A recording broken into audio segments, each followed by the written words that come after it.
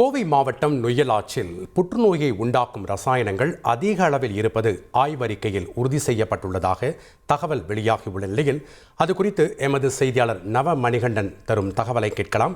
வணக்கம் நவ மணிகண்டன், ஆய்வறிக்கையில் வெளியாகிருக்கக்கூடிய விஷயங்கள் என்னென்ன, விவசாயிகள் மற்றும் பொதுமக்கள் முன்வைக்கக்கூடிய கோரிக்கைகள் மற்றும் கருத்துக்கள் என்ன? கோவை மாவட்டத்தோட முக்கிய நதிகள் ஒன்றுன்னு பார்த்தீங்கன்னா அது நொய்யல் நதி. இந்த நொய்யல் நதியானது சுமார் 169 கிலோமீட்டர் பயணம் செய்து கரூரில் உள்ள காவிரி ஆற்றில் கலக்கிறது. கோவை, திருப்பூர், ஈரோடு உள்ளிட்ட 4 மாவட்டங்களை உள்ளடக்கிய இந்த நதியின் பயணமானது கடந்த 30 ஆண்டுகளாக தொழிற்சாலை கழிவுகள், மருத்துவ கழிவுகள், இதர பொதுமக்கள் போடக்கூடிய குப்பைகள் காரணமாக மாசடைந்து வருகிறது.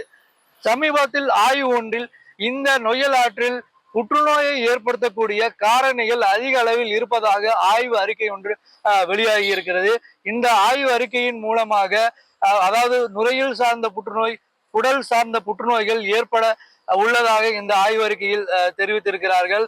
இந்த இந்த இந்த ஆய்வறிக்கையில் அந்த புற்றுநோயை ஏற்படுத்தக்கூடிய காரியம், குரோமியம், நீலியம் உள்ளிட்ட வேதிப்பொருட்கள் அதிக அளவில் இருப்பதால் புற்றுநோயை ஏற்படுத்தக்கூடிய காரணிகள் இது அதிக அளவில் இருக்கின்றது என்று அந்த ஆய்வு கூறியிருக்கிறது. இதன் காரணமாக இப்பகுதியில் உள்ள விவசாயிகள் அச்சமடைந்திருக்கிறார்கள்.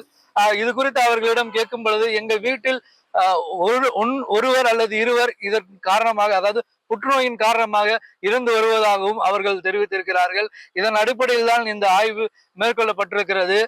உடனடியாக மாவட்ட நிர்வாகமும் அரசும் இதற்கான நடவடிக்கை எடுக்க வேண்டும் என்ற கோரிக்கை பொதுமக்கள் மற்றும் அந்த நொய்யல் பாதுகாப்பு சங்கத்தினரின் கோரிக்கையாக இருக்கிறது. தொடர்ந்து 30 ஆண்டுகளாக இந்த பாதிப்பு ஏற்படுத்தக்கூடிய இந்த நொய்யல் நதியை பாதுகாக்க வேண்டும் என்பது அவர்களுடைய கோரிக்கையாக இருக்கிறது. இந்நிலையில் புற்றுநோயை ஏற்படுத்தக்கூடிய காரணிகள் நொய்யல் ஆற்றில் இருக்கின்றது என்ற ஆய்வறிக்கை இப்பகுதியில் பெரும் அதிர்வலைகளை ஏற்படுத்தி இருக்கிறது.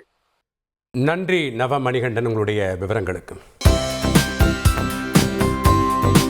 தந்தி டிவியை உங்கள் கேபிள் டிவி ஆபரேட்டரிடம் இலவசமாக கேட்டு பெறுங்கள்.